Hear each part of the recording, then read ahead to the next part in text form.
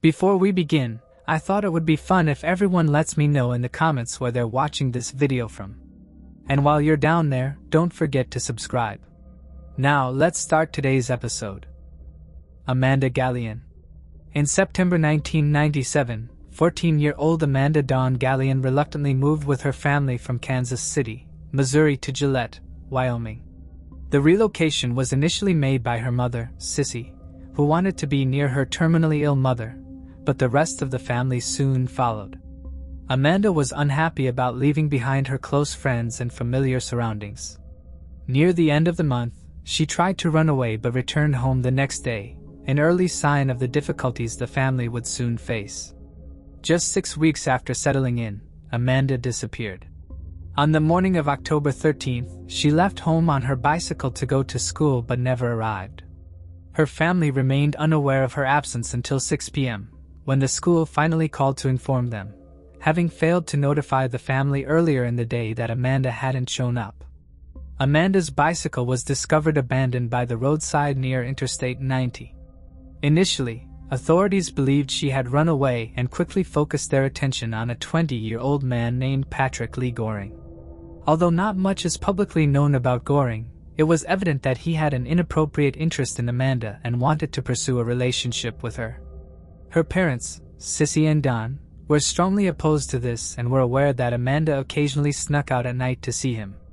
When questioned by police, Goring claimed the last time he saw Amanda was at 7:15 a.m. on the day she vanished. Investigators suspected he might be hiding her but lacked the evidence needed to pursue charges. Consequently, Goring was released after the interview.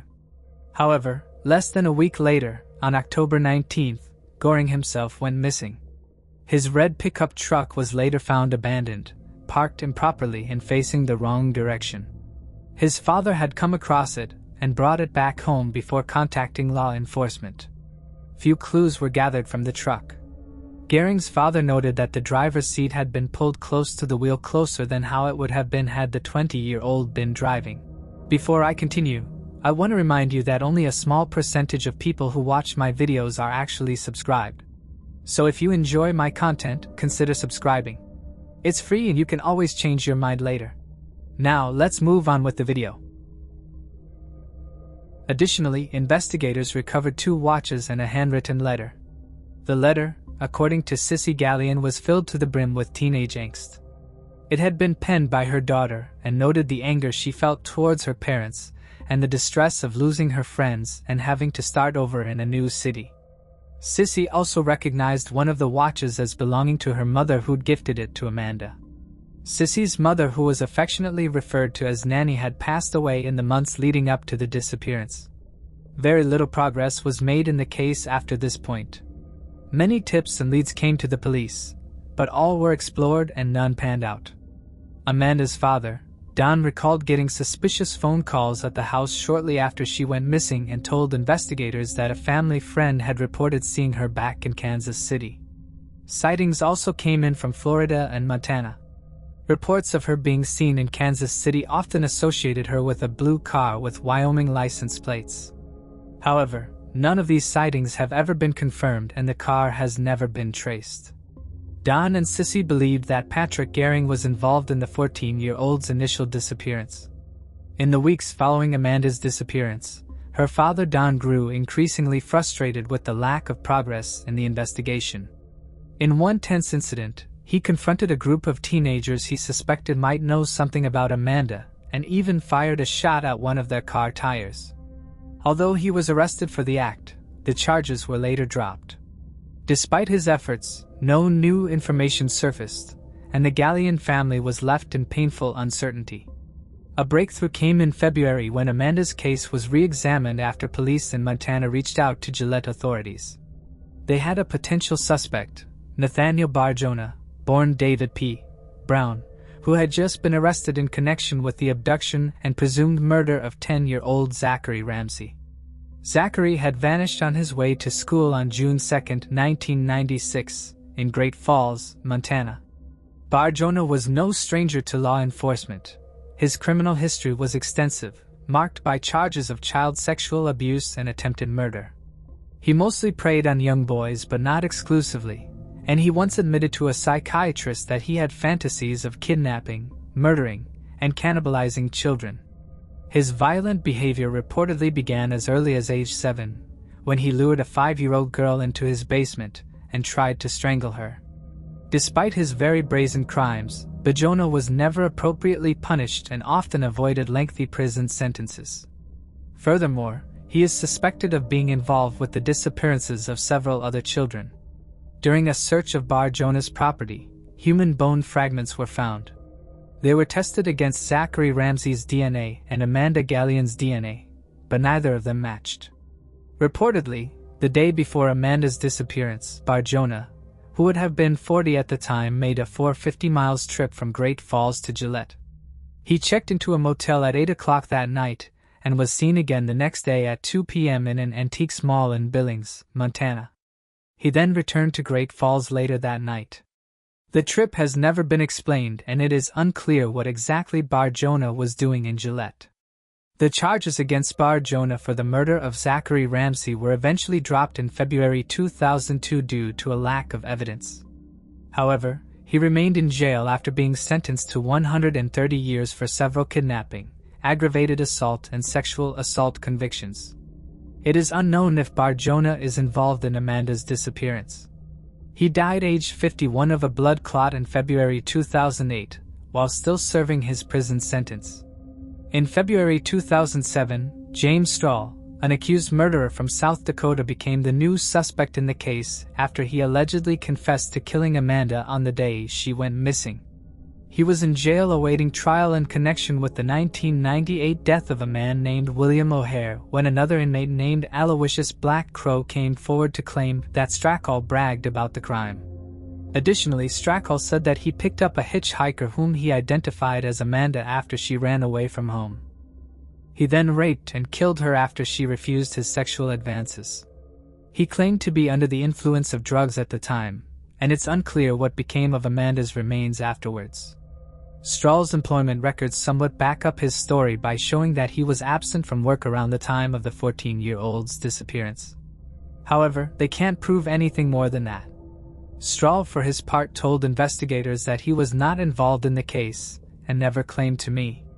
Black Crow, who told the police about Strahl, testified at his trial for the murder of William O'Hare, though he was not allowed to mention Amanda or her case. In February, Strahl was convicted of O'Hare's murder and sentenced to life in prison. But shortly thereafter, the conviction was overturned when it was discovered that Black Crow had given false testimony in another case. Strahl has continued to maintain his innocence when it comes to Amanda. In 2010, he reached an agreement with the prosecution in regards to the murder of William O'Hare, where he pledged no contest to grand theft and manslaughter. He was sentenced to 35 years in prison. He also agreed to take a polygraph test about his alleged involvement in Amanda's disappearance. It is unclear what the outcome of the test was, but polygraph tests are famously unreliable regardless. Amanda has never been located in the years since she disappeared. As a teenager, she enjoyed singing country music and played the violin. Some agencies continue to classify her case as a runaway, but investigators believe other factors were at play at the time of her disappearance. Similarly, Patrick Goring has never been found. Foul play is suspected in his case.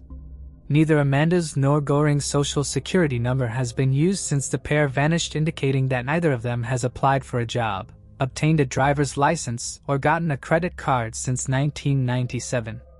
There are numerous theories in the case, ranging from Amanda and Goring running away together to Goring killing the teen and hiding her body to their disappearances being completely unrelated and nothing more than mere coincidence. Their families are still searching for the truth. Amanda Gallion was only 14 years old when she disappeared on the morning of October 13, 1997, while on her way to school in Gillette, Wyoming. At the time, she was 5 feet 2 inches tall, weighed around 100 pounds, and had blonde hair and blue eyes, although she had dyed her hair black shortly before she went missing. If she is still alive today, Amanda would be 38 years old. If you have any information about Amanda's disappearance, please contact the Gillette Police Department at 307-682-5155. Patrick Lee Goring, who who was 20 years old when he also went missing 6 days after Amanda vanished from the same town. He is described as a white male with brown hair and brown eyes. Notably, his right ear is underdeveloped, and he has a 1-inch scar on his right temple. He stood 5 feet 5 inches tall, weighed 160 pounds, and wore his hair in a crew cut at the time of his disappearance. If he is still alive, he will be 44 years old.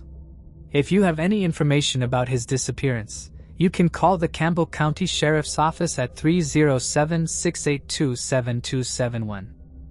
Moving on to the next case. Archibald Hall. Archibald Thompson Hall was born on June 26, 1924, in Glasgow, Scotland, into a poor family. As a teenager, he turned to crime as a means of survival, beginning with petty theft at age 15 and quickly progressing to housebreaking. Using the proceeds from his crimes, he relocated to London and became involved in the gay social scene, identifying as bisexual. At 17, Hall received his first prison sentence after being caught trying to sell stolen jewelry taken while he was still in Scotland.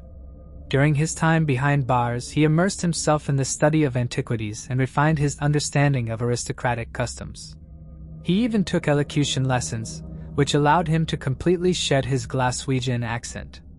Reinventing himself, he chose a new identity, adopting the name Roy Fontaine, drawing inspiration from Hollywood actress Joan Fontaine, a prominent figure in the golden age of cinema. Using his charm and refined social skills, Hall swiftly built relationships with members of the aristocracy, as well as with playwrights and individuals in the entertainment industry. Before long, he secured multiple positions as a butler. However, these roles were often short-lived, as Hall repeatedly stole from his employers and faced several jail sentences as a result. During this time, he also went through a marriage and subsequent divorce. In 1975, following yet another prison term, Hall returned to Scotland and took a position with Lady Margaret Hudson at Curdleton House in Dumfriesshire. Initially, he intended to revert to his old habits by stealing valuable jewels to sell, but he unexpectedly found genuine satisfaction in both the work and his employer, leading him to consider abandoning his criminal ways. Unfortunately, this resolution was short-lived. In 1977, David Wright, a man Hall had met during his previous incarceration, was hired as a gamekeeper. Tension quickly escalated when Wright stole jewelry from Lady Hudson. When Hall confronted him, Wright retaliated by threatening to reveal Hall's criminal history. Although Hall initially agreed to stay silent, he later lured Wright on a rabbit hunting trip, where he fatally shot him and buried the body on the estate grounds. Hall's efforts to hide his past from Lady Hudson were in vain, however, as she was soon informed by police of his true nature, and he was subsequently let go from his position. From here, Hall returned to London where he became the butler for another wealthy couple, Walter Scott Elliott, 82, and his wife Dorothy, who was 60. Walter was from a wealthy aristocratic Scottish family, and had previously worked as a Labour MP. Hall fit in well with the couple, still hadn't shaken off the criminal life. He intended on robbing the couple of their most valuable possessions and selling them on so he could make enough money to retire early. At some point, a few years before this, Hall had met an Irish woman named Mary Coggle who was, according to some reports, a sex worker. Although she is also noted to have been a housekeeper for the Scots Elliots. Through Mary, Hall met a man named Michael Kitto and the two struck it off instantly. It was with Kitto that Hall planned to rob the older couple. However, things quickly escalated when one day while the two were discussing their plans in the couple's home, Dorothy walked in on them. Startled and confused because Hall had brought an unknown man into her home, the pair panicked and grabbed the 60-year-old woman, suffocating her with a pillow. After this, Hall and Kitto sedated Walter and dressed Mary Coggle in a fur coat and wig so she could pretend to be Dorothy and empty the couple's bank accounts. But the trio still had a body to dispose of. They kept Walter sedated and moved him into the back of a car with Mary, who was still dressed as Dorothy. Dorothy's body was placed in the trunk and Kitto and Hall got into the front seats and drove towards Brecon, Perthshire, where they buried Dorothy's body. In a wooded area of Inverness Higher, Hall and Kitto attempted to kill Walter by strangulation, but when he resisted, Hall struck the elderly man over the head with a shovel, ultimately killing him before burying his body.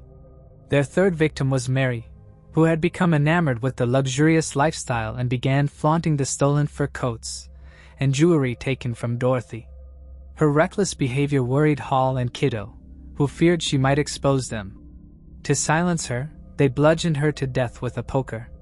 Her remains were discarded in a stream near Middleby, Dumfriesshire, and were discovered by a shepherd on Christmas Day in 1977. The duo's final victim was Hall's half-brother, Donald, a convicted pedophile who had recently been released from prison and had taken up residence at Hall's holiday home in Cumbria.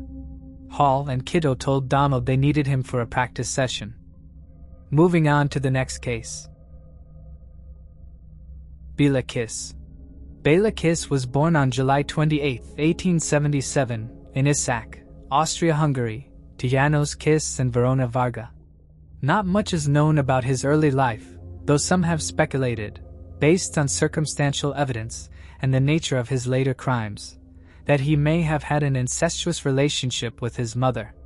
However, this remains purely speculative and unproven. In 1900, Kiss relocated to a town near Budapest called Cincoda, which has since become part of the capital. There, he worked as a tinsmith and was regarded as skilled and dependable in his trade. By most accounts, he was well liked by neighbors and described as a handsome man, with blonde hair, blue eyes, and an interest in astrology.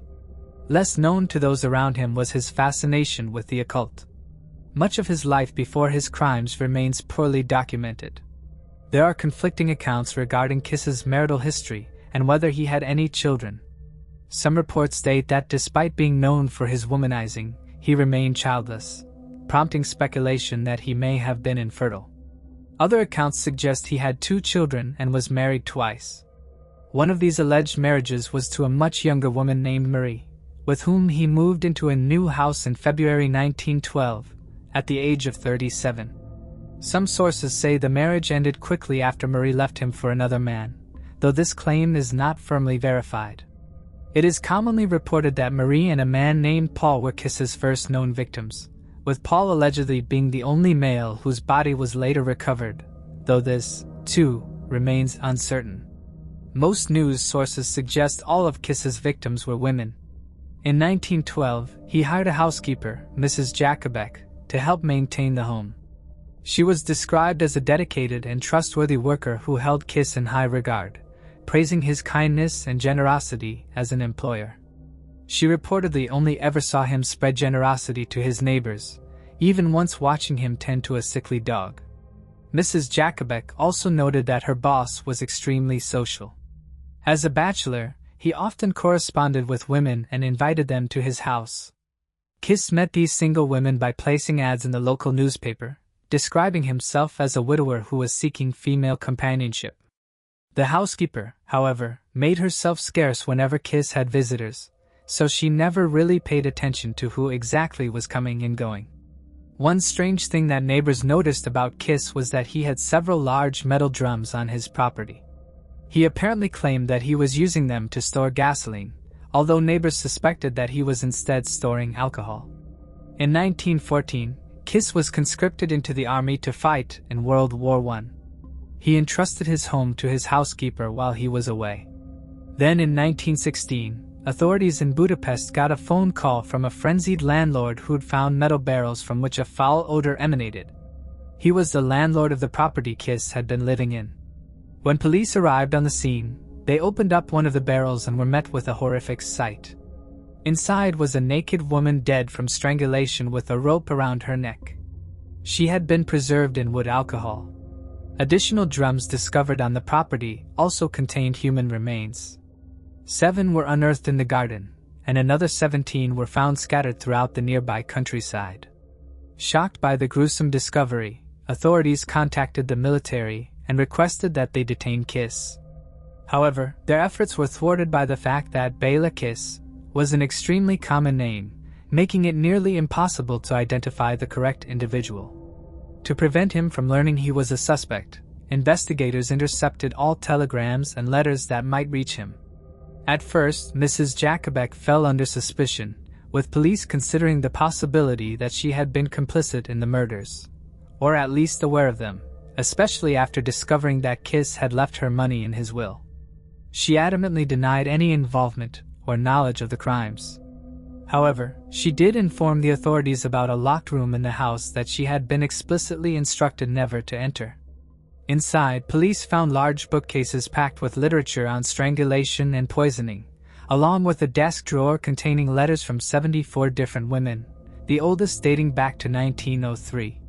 From this evidence, police determined that Kiss was defrauding middle-aged women who were mostly widows and looking for love again. He'd specifically selected women with no living relatives at all, or at least no nearby relatives. Using the name of Hoffman rather than Kiss, he would meet with the women, seduce them and convince them to send him money. 2 of his victims had even initiated court proceedings because he'd taken money off them. However, the cases had been dismissed because the women failed to appear in court. Reportedly, Kiss had received 174 proposals and accepted 74. Each victim was strangled. Their bodies were then placed in the metal airtight drums where they were pickled in alcohol.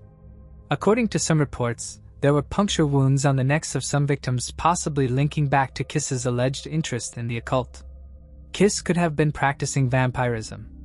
On October 4th of 1916, the Budapest police received a letter that Kiss was recuperating in a Serbian hospital, but they arrived at the scene too late. The man they were after, if it really was Kiss, had already fled the scene. He'd left a dead soldier in his bed to fool passing medical staff. The Hungarian police were then alerted and made aware of the situation. There were many sightings of Kiss in the years following, but most proved to be dead ends and authorities were no closer to catching the depraved serial killer. There has been ongoing speculation that Kiss may have faked his death during the war by assuming the identity of a deceased soldier. Rumors circulated that he had been imprisoned in Romania for burglary or had succumbed to yellow fever in Turkey. In 1920, a soldier in the French Foreign Legion reported another man known as Hoffman, who not only matched Kiss's physical description but also boasted about his skill with a garrote. Some of his correspondence even included the name Kiss. However, this individual vanished before authorities had the chance to question him. The final reported sighting of Kiss occurred in New York City in 1932, when a seasoned detective recognized for his exceptional memory for faces claimed to have seen him emerging from the Times Square subway. Rumors soon spread that Kiss was living in the city and working as a janitor. But by the time police investigated, the man had disappeared. Bela Kiss has since become a figure of macabre fascination in popular culture, inspiring songs, a play, a movie, and a book based on his horrific crimes. To this day, his ultimate fate remains a mystery. It seems unlikely that we will ever truly know what became of him, or how many lives he took. Moving on to the next case. Christy Krebs. Christy Krebs was a 22-year-old woman living in Fort Bragg, California, with her parents, Bob and Susan Krebs, and her 2 younger brothers. Known for her cheerful and positive nature, Christy had dreams of becoming a chef. After graduating from Fort Bragg High School in 1989, she began working full-time at a local round-table pizza restaurant. During her time there, she developed an intense infatuation with a married coworker, leading her to fantasize about an imaginary life with him, including a wedding and children. On August 30th, 1990, Christy was driving her car while in a euphoric mental state when she became disoriented and lost her way. Her vehicle eventually got stuck in the mud deep in the redwood forest. In a desperate attempt to free it, she repeatedly revved the engine until it overheated and caught fire. Although Christy escaped the burning car, the incident triggered a severe psychological breakdown. Disoriented and panicked, she fled into the surrounding forest. She was found the next day by railroad workers. The railroad workers who found Christy described her as dazed and disoriented, wandering along the skunk train tracks. One of them recognized her and quickly contacted her parents. When her father, Bob Krebs, picked her up and drove her home, he noticed that Christy was behaving oddly, chanting and patting herself repeatedly. Concerned for her well-being, her parents decided to take her to the hospital for evaluation. Doctors conducted a series of drug tests to determine whether substances might have caused her behavior, but the results came back clean. It was concluded that Christy had suffered a psychotic episode. Over the next 6 months, she was in and out of the hospital. At one point, she lost all memory of herself and those around her. Gradually, however, her condition improved. After 6 months, her memories began to return, and her behavior steadily returned to normal. Her therapist approved her return to work, recommending that she start part-time working only 20 hours per week. Christy went back to working at the Round Table Pizza restaurant. She was doing really well and would decide to get a second job at Burger King. However, as demands grew at both workplaces, she found herself clocking in 5 to 6 hours daily at each job. As a result, she would work 10 to 12 hours a day and would also frequently visit the gym to exercise and manage her weight. All of this leading to a reduced sleep. 3 years would go by, and despite her family's concerns about her potentially spiraling into a manic state again, she insisted that she was okay. On August 9, 1993, Christy left her work around 10 p.m. Her manager at the Round Table Pizza restaurant later said that Christy was extremely hyper and happy, much happier than she had been in a long time. At one point, he even inquired about the reason behind her elevated mood, to which she cryptically responded, "It's not what you think." After finishing her shift, Christy walked across the parking lot of Round Table Pizza restaurant towards her red 1990 Toyota Tercel. Co-workers saw her climb into her car and drive out of the parking lot. This was the last time that Christy Krebs was seen alive. When Christy did not come home, her parents reported her missing and a full-scale search was launched. The next day, her car was found abandoned in a remote corner of Mendocino Woodlands State Park. However, Christy was nowhere to be seen. Examining the car, police found that the car's radio had been ripped out, and faint traces of blood were evident on both the dashboard and the front seat. Additionally, torn identification papers and photographs were strewn across the front seat and outside the vehicle respectively. Christy's work clothes were found in the back seat, folded up and wet. Her gym bag with her gym clothes, a fluorescent pink shorts and a white t-shirt featuring coordinating colors was missing. It wasn't immediately clear if Christy had driven her car into Mendocino Woodlands State Park or if some type of foul play was involved.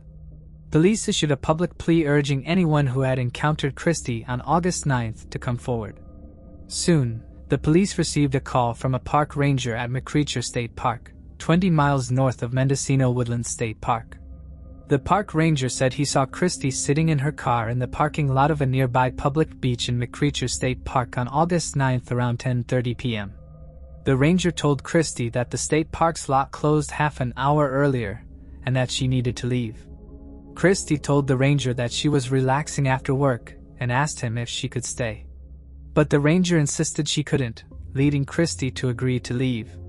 The park ranger said the interaction was friendly and that he did not notice anything unusual about her. Police believes that when Christy left the parking lot, she drove straight to Mendocino Woodlands State Park. While driving, her car got stuck in the mud. Christy then reportedly revved her car's engine until both rear tires blew out. Her father, Bob Krebs, believes this behavior was triggered by a flashback to the traumatic car fire she experienced in 1990, possibly prompting another psychotic episode. In a state of apparent confusion and distress, she smashed the hood of her car with a rock and tore up personal photos and identification documents. Her parents believe that afterward, Christy abandoned the vehicle and walked into the surrounding woods. It's thought that she may have fallen into a nearby creek and later returned to the car to change into her gym clothes. She was last believed to be wearing fluorescent pink shorts and a white t-shirt with matching colors. The Mendocino County Sheriff's Department, along with volunteers and search dogs, launched an intensive search of Mendocino Woodlands State Park and the nearby area where Christy's car had been located. A potential sighting came from a witness who reported seeing a woman matching Christy's description hitchhiking along Highway 20 on the same day her car was discovered. According to the witness, there were several people hitchhiking near the road leading to the harvest market, and she appeared to be among them. Initially mistaking her for his niece, he slowed down as he approached the group of hitchhikers. He had a good look at the woman, and he believes it was Christy Krebs. He also accurately described Christy's gym clothes. By the time authorities got there, Christy was no longer there. Despite extensive searches, Christy remained missing. There would be several sightings of Christy in the following few months. The most credible sighting came 9 months after Christy vanished, when a woman named Alicia Larson saw her missing poster in a Salt Lake City gas station and recognized her as a hitchhiker she had picked up on August 11, 1993. The woman said that she picked up Christy near Interstate 80 in Salt Lake City, Utah. As she got into Alicia's car, she stated, "You are looking at the happiest girl in the world," a phrase Susan confirmed was one that her daughter used often. During the ride, the woman introduced herself as Chris, which was Christy's nickname. She told Alicia that she had fallen in love with a trucker that she had recently met and was traveling to Amarillo, Texas to marry him. However, Alicia said that the woman seemed paranoid, claiming that she was afraid of the police and could not go back home because it would put her parents at risk. Alicia wanted to believe her story, but it was clear to her that the woman was in a world of her own. Alicia dropped her off near a McDonald's in Park City, Utah. As the young woman got out of the car, she remarked, quote, "Burger King is better," end quote. Since Christy worked at Burger King at the time of her disappearance, her parents confirmed that this was also something Christy likely would have said. Alicia accurately described the pink shorts and distinctive t-shirt that Christy had been wearing. Alicia visited the Krebs at their home while on a trip in San Francisco, staying with them in Fort Bragg for a week, and shared information about the half hour she spent with their daughter. Everything from the way the girl smiled and sometimes licked her teeth when her mouth was dry to the way Alicia described her running up to the car when she stopped to the side of the highway felt familiar to the Krebs. Christy's parents were convinced that Alicia had indeed picked up their daughter. Susan later said she told us about conversations and mannerisms that were completely credible that anyone who knew Christy would recognize. This is the only positive sighting we have had of Christy, but we know she hitchhiked out of Fort Bragg and made it to Salt Lake City in a very happy though delusional state. She felt she couldn't come home because her family would be in danger. There would be several other witnesses who reported seeing Christy. However, they have not been confirmed.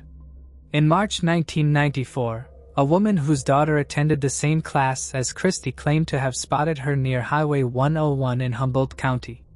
The woman was walking 10 feet away in the rain.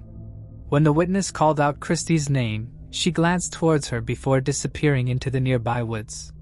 She said it seemed like she was in a daze and had been walking for quite a while. She just kept on going like she was in a trance, one witness later recalled. Then, on June 30, 1994, several months after Christy's disappearance, and roughly 300 miles south of where her abandoned car had been found, an off-duty highway worker named Mike Case encountered a female hitchhiker near Visalia, California. At first, Mike assumed the woman might have been under the influence of drugs, but as they spoke, he realized she appeared to be lost in her own world, detached from reality. He also noticed 2 slash marks on her wrist. When he asked about them, she explained that she had suffered a breakdown and alluded to a boyfriend who hadn't treated her well. During the roughly 90-minute drive, the woman shared personal details. She spoke about an unkind boyfriend, mentioned having relatives in San Jose, and expressed a deep love for the ocean. All of these remarks struck a chord with Christy's parents, who were familiar with her history of romantic delusions, her past family ties to San Jose, and her fondness for the coast. Mike dropped the woman off near an intersection in Hanford, California, and didn't give the encounter much further thought until he later saw Christy's photo in a trucking magazine. Recognizing her, he contacted the authorities.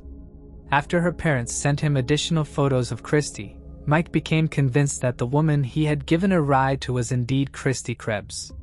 Over time, Christy's case gradually disappeared from public attention, but her parents have never given up hope or stopped searching for her. Despite the years that have passed, Christy Krebs remains missing. If she is still alive today, she would be 53 years old. Moving on to the next case. Lila Watie. Lila Buriton and Baganyala Moses Law were the co-owners of a 5-acre ranch in West Palm Beach, Florida, and June 5, 1944, was expected to be just another ordinary day for them. Known as a quiet and private duo, they gained local recognition for breeding exotic birds, an endeavor that initially began in a rented warehouse in Queens, New York. Lila primarily cared for the birds, while Moses, her nephew, managed the business operations. Despite not holding a license from the Florida Game and Freshwater Fish Commission, which was required to legally breed and sell birds in the U.S., they insisted their breeding was purely for enjoyment. Nonetheless, the estimated value of their bird collection was a staggering $750,000. Their extended family in Guyana, South America, also ran a bird importing enterprise, and when U.S. laws on animal imports tightened in 1993, Lila and Moses shifted their focus to domestic breeding. Supporting their operations were two ranch hands, Daljeet Gabon and Roland Iam, who had both been with them since the ranch's opening in 1992. Roland, a former reptile dealer, had met Moses during a trip to Africa, while Daljeet, like Moses, was originally from Guyana. Up until the summer of 1994, everything at the ranch seemed to be running smoothly with no apparent financial or operational issues. However, this changed dramatically on June 5th. That day, a delivery driver from Bird Haven Feed Company made a scheduled stop at the ranch. Since Lila and Moses didn't keep a regular stockpile of bird feed, deliveries were made frequently.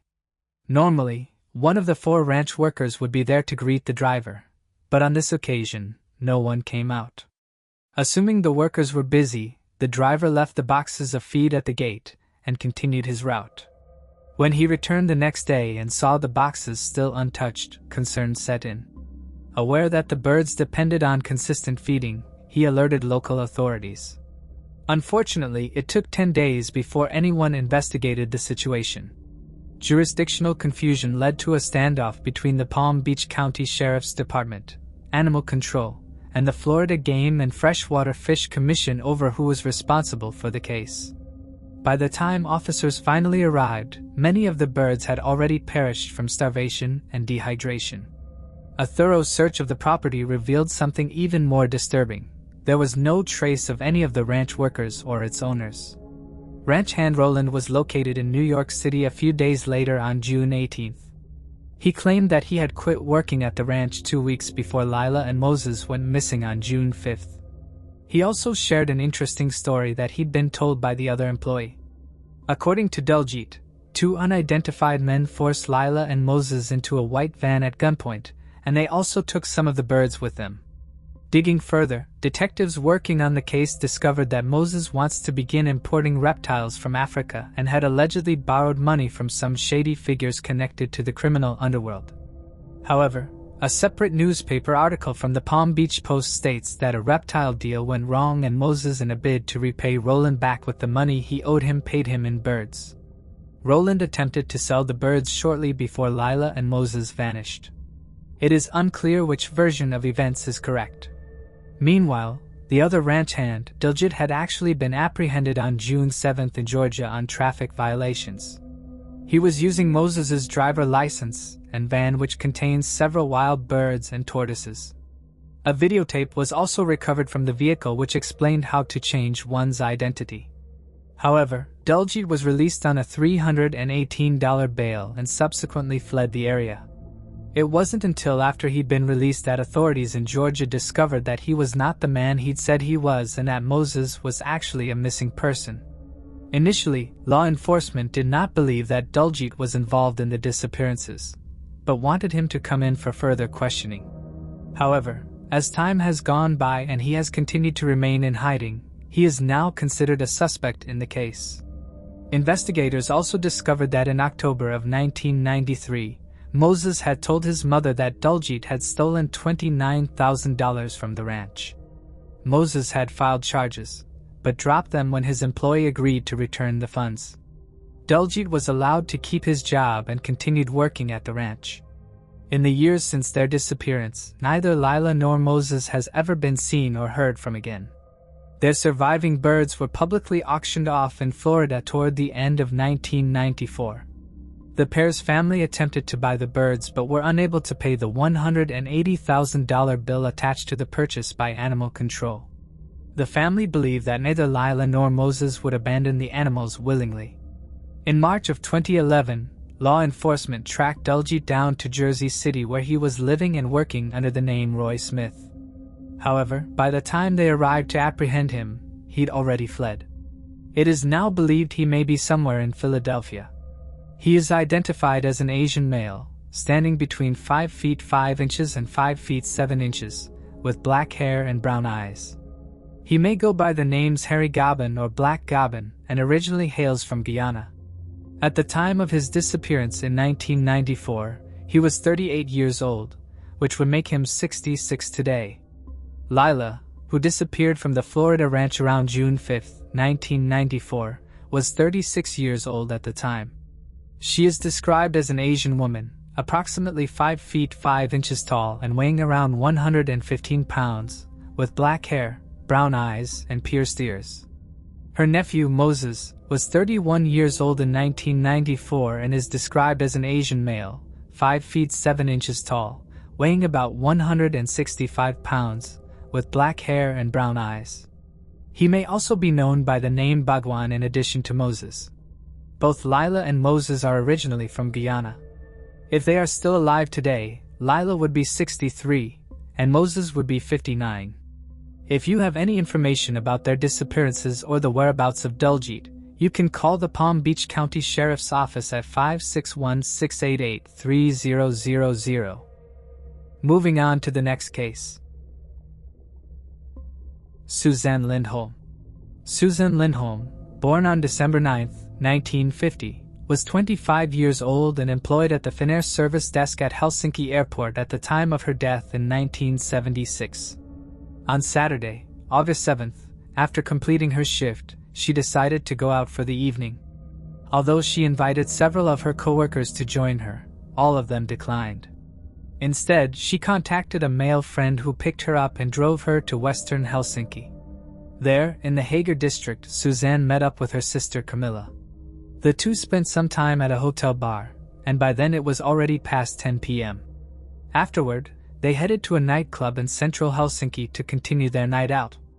While enjoying drinks and spending time with Camilla, Suzanne met a Norwegian man who was in town for business. The two quickly formed a connection. Around 1:20 a.m., Camilla decided to head home, catching the last bus, while Suzanne and the man continued their night by going to the bar at Hotel Hesperia. It's believed they later went to the man's hotel room to share a nightcap. By approximately 3 a.m., Suzanne decided it was time to head home since she had work the next day. She declined the man's offer to accompany her and instead exchanged phone numbers with him, planning to meet again later. She was last seen outside the hotel between 3 o'clock and 3:10 a.m., appearing to look around, possibly for a taxi or direction. Investigators later concluded she likely walked down Mannerheimente, the street outside the hotel, and that she did not attempt to hitchhike. With public transportation no longer running, her sister had caught the final bus at 1:20 a.m. Suzanne had no easy way to get home. She reportedly carried no cash on her either, and investigators failed to find any taxi driver who admitted to driving her home. Because of this, Suzanne's last movements are unknown to law enforcement. Hotel Hesperia was around 2.5 miles away from Suzanne's home, which she shared with her siblings and her parents. The family had lived in the home in Capula since 1960. The building had a basement which was largely used to store bikes, and it was here while retrieving a tire pump for his own bicycle that a neighbor found Suzanne's body on August 8th at 1:15 p.m. Suzanne's end had been a violent one. She had been sexually assaulted and strangled with her work scarf. Skin found beneath her fingernails among other evidence showed that the 25-year-old had fought back viciously, but that she had ultimately been overpowered. Her clothes were disheveled and there were mixed reports about items left with Suzanne's body. Some claimed that a ski pole and a child's plastic shovel were placed over the corpse, while a Finnish magazine reported that her body had been covered with her jacket. Immediately, authorities suspected that the crime was sexually motivated.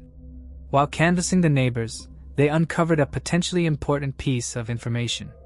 A neighbor reported hearing crying at around 4 o'clock in the morning but claimed that they thought nothing of it and went back to sleep.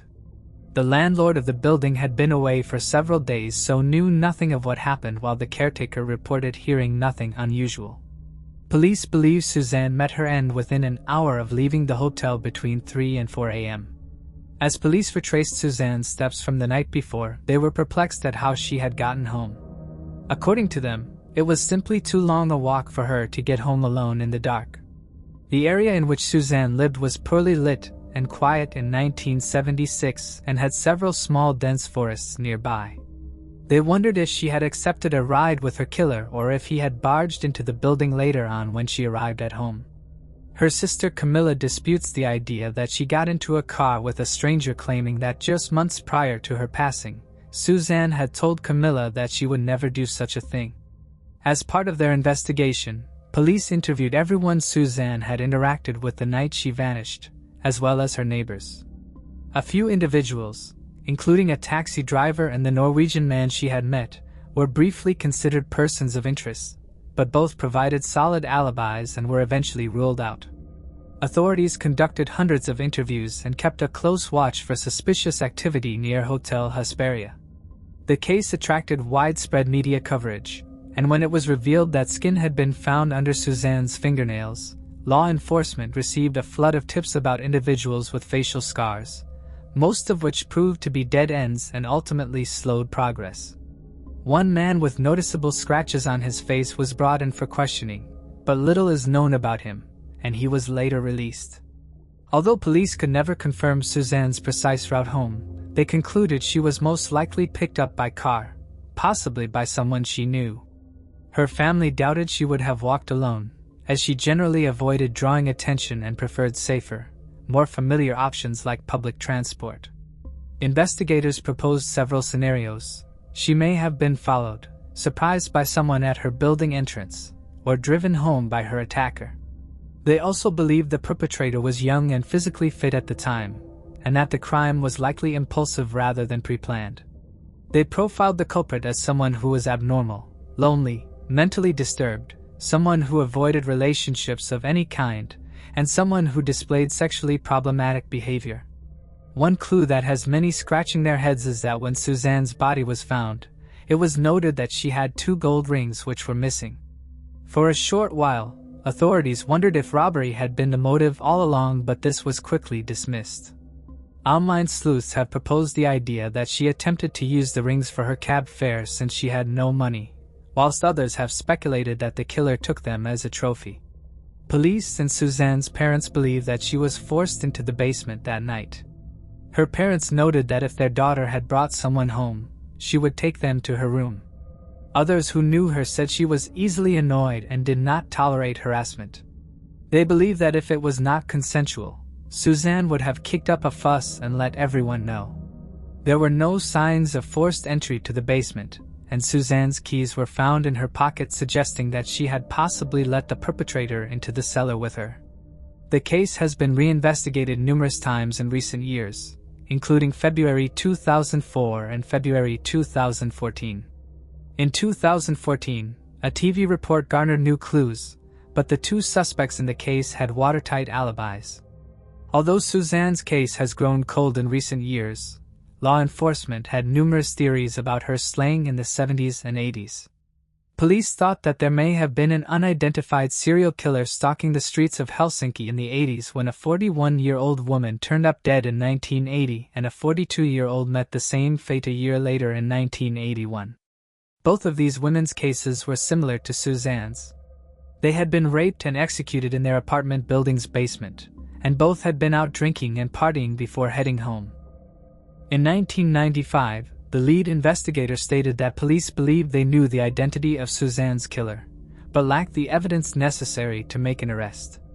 Earlier, in 1982, attention turned to a bus driver from Espoo named Jalo-Ito Seppänen. He had raped and murdered an 18-year-old woman in Hager just 5 months after the discovery of the final basement victim. Seppänen and the victim had crossed paths on their way home, and he took trophies from her body. He later claimed his actions were fueled by a desire for revenge against women who had rejected him.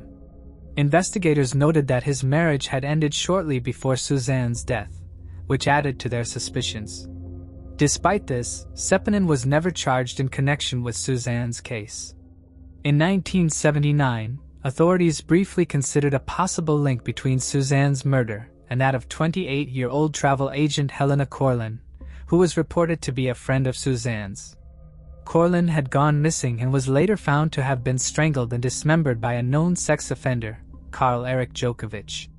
However, any suspected connection between the two cases was eventually ruled out. Today, 44 years later, the disturbing case of Suzanne Lindholm remains unsolved. Moving on to the next case. The Batman Rapist. The name Batman Rapist is certainly unusual and, at first glance, might even seem like a joke. However, there's nothing humorous about this dangerous serial offender. An opportunistic attacker, he has primarily targeted women in the city of Bath, England, and is known to have assaulted at least 17 victims. Authorities suspect there may be additional victims who have not yet come forward. This case has become the longest-running serial rape investigation in British history, with the perpetrator remaining at large since 1991. Dubbed Operation Eagle, the investigation was led by Detective Inspector Paul James of the Avon and Somerset Police until his retirement in 2012. James described the case as one of the most complex and prolonged investigations the force had ever encountered. The earliest known attack occurred on May 21, 1991, when a 36-year-old woman was assaulted while attempting to park her car on Coronation Avenue in Bath.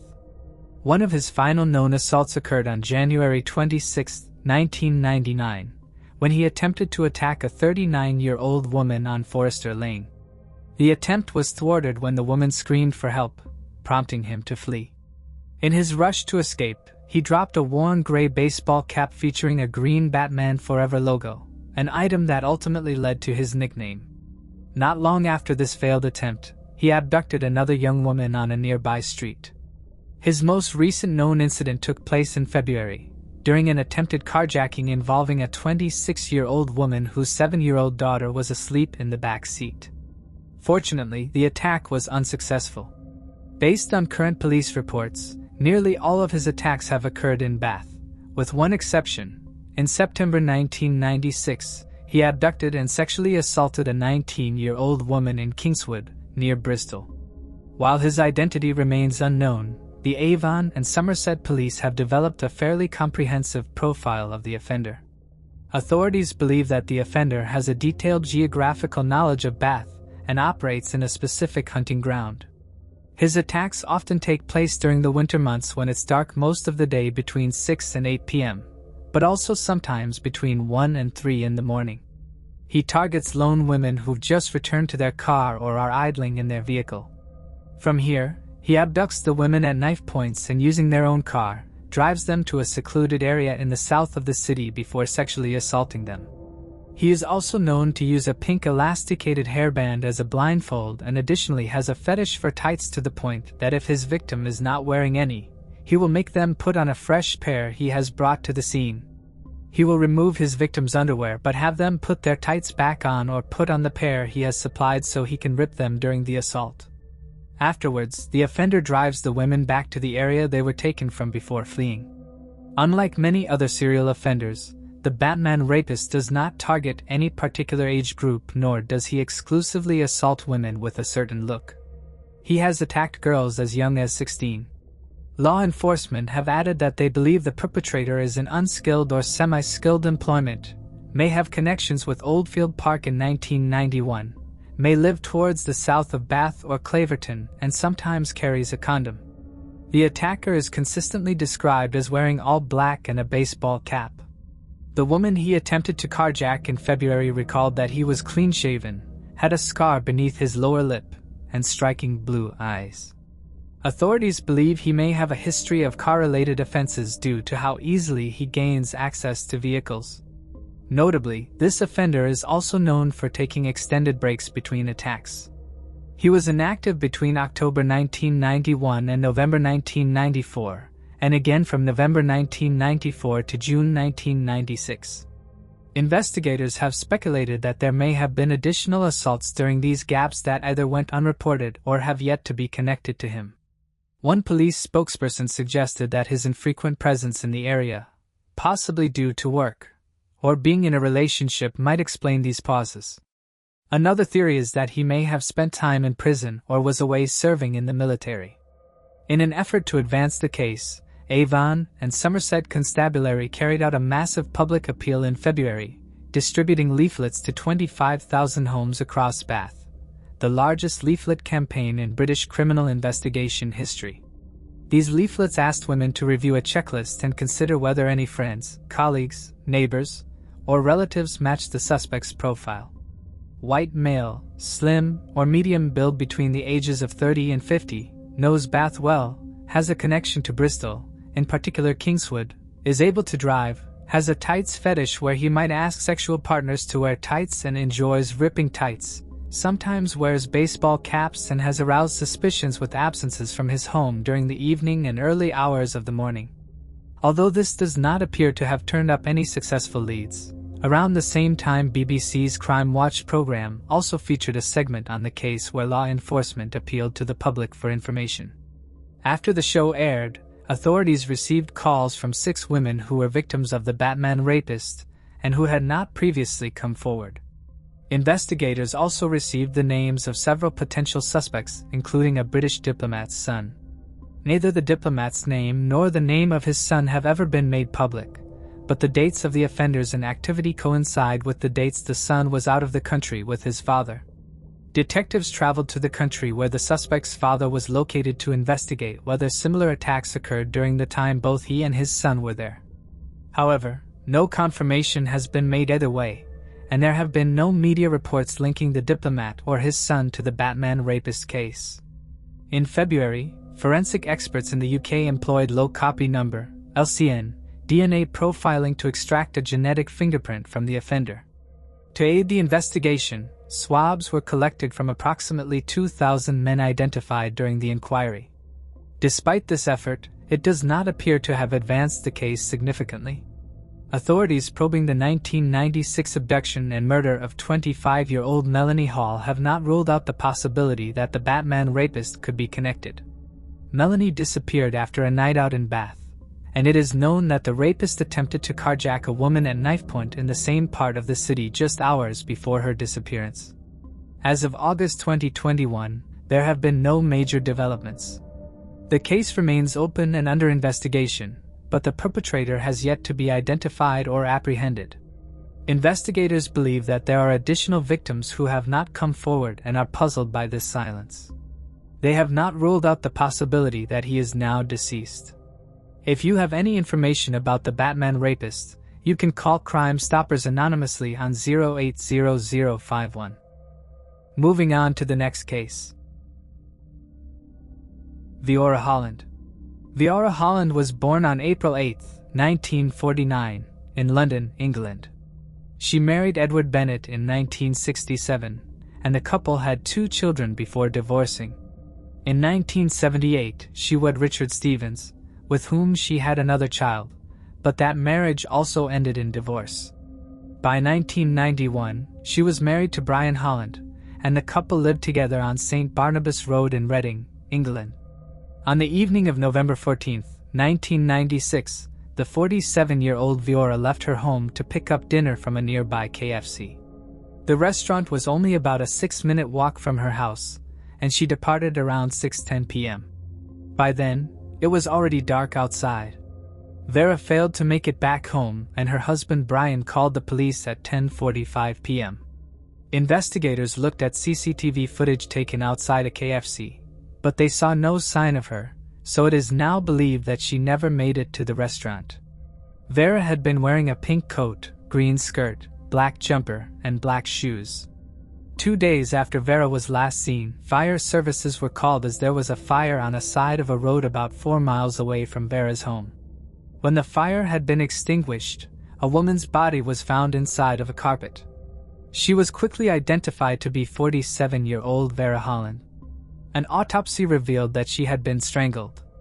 No DNA from the attacker was found at a crime scene. 80 police officers from Thames Valley Police were involved in investigation.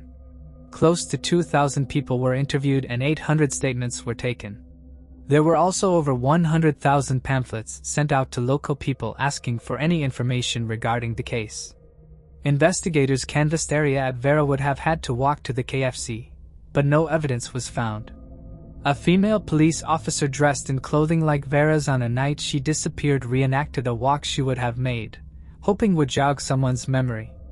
Some witnesses came forward with suspicious scars or people they saw in the area, but none of his leads ever led anywhere. Investigators also tried to get more information about a carpet, hoping it would lead them to the attacker, but it did not. The carpet was a section of bedroom-quality carpet and was beige. It had 2 furniture-size indentations and 2 radiator pipe holes on opposite side. Soil and weeds had started to grow out of the carpet, so it was believed that the carpet had been stored outside for quite a while. Investigators also believed that Viora's body had been left inside a carpet for more than a day before she was found. On December 17, 1996, about 4 weeks after Viora's life was taken, her second husband, Richard, and his wife were arrested in connection to the case. The individuals initially arrested were held for several hours before being released, and in January 1997, Viora's husband Brian was also taken into custody but let go shortly afterward. The reasons behind these arrests remain unclear. On June 20, 1997, Vera Holland's funeral was held at Caversham Crematorium in Reading, England. Since then, there have been few significant developments in the case. In November 2016, Viora's children publicly appealed to investigators for renewed efforts in solving the case. Then, in January 2017, authorities revealed that new witnesses had come forward and emphasized that the investigation remained active. However, no further updates have been released. Thanks for watching. I hope you enjoyed exploring these intriguing cold cases with me. If you found the video fascinating, don't forget to give it a thumbs up and subscribe to Cold Case Mystique for more deep dives into unsolved mysteries. Your support helps me bring you more compelling content. Leave a comment below with your thoughts or any cases you'd like me to cover next. See you in the next video, and remember, the search for truth never stops.